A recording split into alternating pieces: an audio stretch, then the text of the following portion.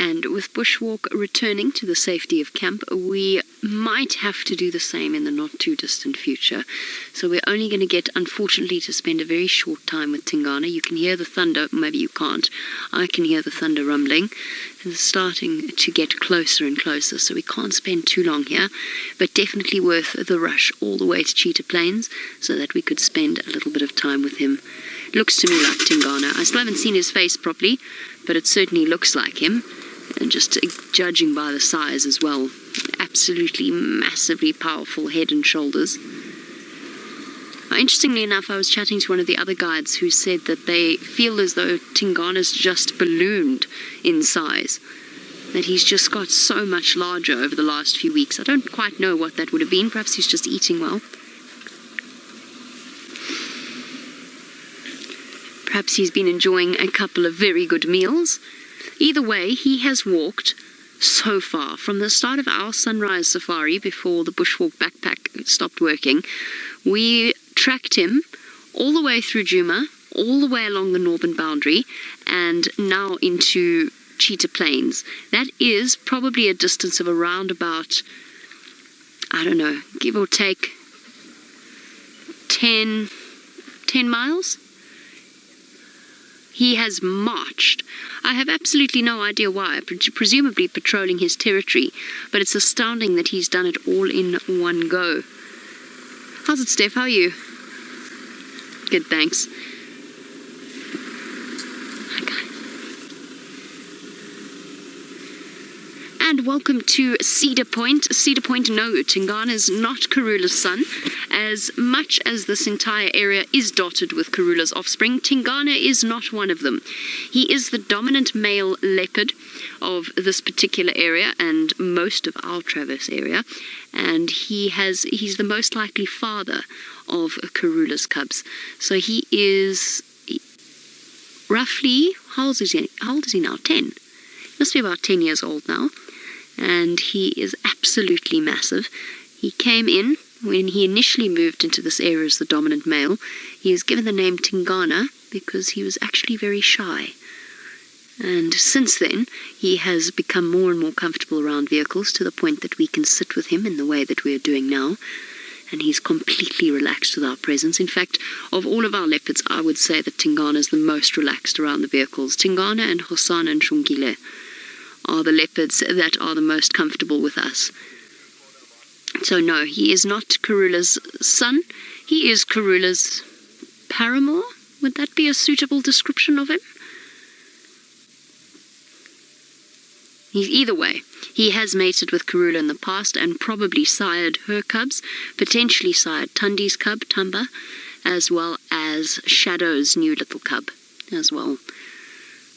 He has, in a way, also filled the area with his progeny.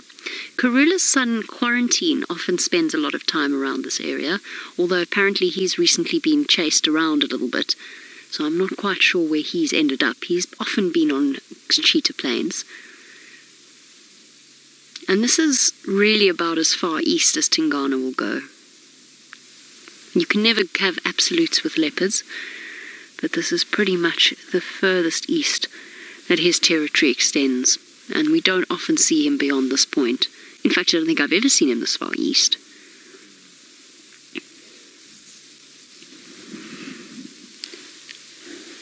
Oh, there's a hyena. Hello, hyena. There's a hyena. Oh, it's just disappeared behind the vehicle. Hold on, it might come around in front now. It's only the second hyena I've ever seen on Cheetah Plains. There, he's seen it. You can stay on the leopard for now. I'll tell you when the hyena comes back. Oh, it looks like quite a young hyena. I don't think it's going to be tangling with Mr. T. Not if it values its physical entirety. Where has it gone? It might walk around in front. He's not at all bothered. Now, sometimes hyenas will gather together and chase a leopard up a tree, but Tingana, being the massive male leopard that he is, he could... There we go. Here it comes.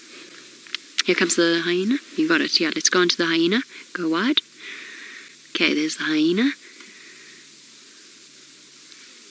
He's going to pop through. Alright, now go wide, just in case he does decide to chase him. There we go. Look at this, look at the proximity of these two. Does this hyena realize how close he is? Must do. It's not uncommon to see hyenas and leopards close together. And generally speaking, they ignore each other. Just stay wide, Senzo, because his ears are flat. Keep him in shot. There we go. Just a warning growl from Tingana.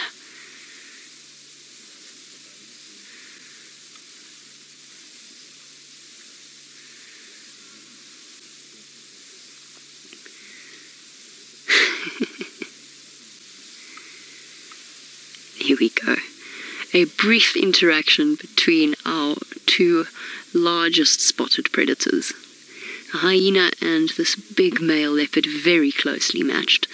But that hyena wasn't foolish enough to take on Tingana today. And I don't know if you could hear that deep grr that he gave, and a snarl, and a little bit of a jump forward. That was awesome.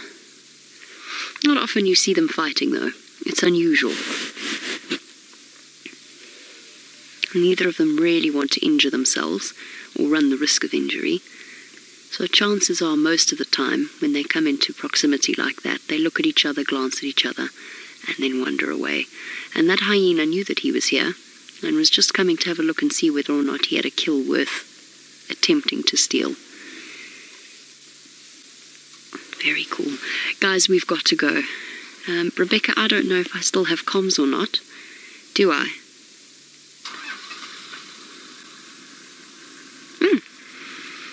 I do have comms. Marvellous. I've got to go, everybody. I've got to get home, otherwise we're going to get caught in the storm. So while we